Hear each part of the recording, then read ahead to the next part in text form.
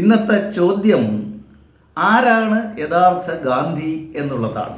അതായത് രാഹുൽ ഗാന്ധി എന്ന പപ്പുമോനാണോ അതല്ല തന്ത്രി കുടുംബാംഗമായ രാഹുൽ ഈശ്വരനാണോ എന്നുള്ളതാണ്. നമുക്കറിയാം, ഈ രാഹുൽ ഗാന്ധി എന്ന് ഇപ്പം പറഞ്ഞ് നടക്കുന്ന വ്യക്തി, അദ്ദേഹത്തിൻ്റെ അച്ഛൻ്റെ പേര് രാജീവ് എന്നാണ്. അപ്പോൾ അദ്ദേഹത്തിൻ്റെ പേരെങ്ങനെ വരണം? രാഹുൽ രാജീവ് എന്ന് വരണം. ഇനി ഒരല്പം കടുപ്പിക്കണമെന്ന് തോന്നുന്നെങ്കിൽ രാഹുൽ നെഹ്റു എന്നായിക്കോട്ടെ. പക്ഷെ ഇവിടെ നമ്മുടെ ഈ തന്ത്രി കുടുംബാംഗമായ രാഹുൽ ഈശ്വറാണ് യഥാർത്ഥത്തിൽ ഗാന്ധി. എങ്ങനെയെന്ന് വെച്ചാൽ, മഹാത്മാഗാന്ധി അദ്ദേഹത്തിൻ്റെ ദൗത്യമായ ഇന്ത്യയുടെ സ്വാതന്ത്ര്യത്തിന് വേണ്ടി ജയിലിൽ കിടന്നു, ജയിലിൽ നിരാഹാരവും അനുഷ്ഠിച്ചു.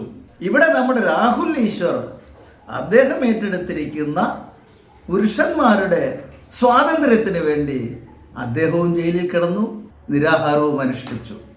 അപ്പോൾ ഈ ഒരു താരതമ്യ പഠനത്തിൽ നിന്നും നമുക്ക് വ്യക്തമായി അസന്ദിഗ്ധമായി പറയാൻ കഴിയുന്നത് യഥാർത്ഥത്തിൽ രാഹുൽ ഗാന്ധി എന്ന പേരിൻ്റെ അർഹൻ രാഹുൽ ഈശ്വർ തന്നെയാണ്.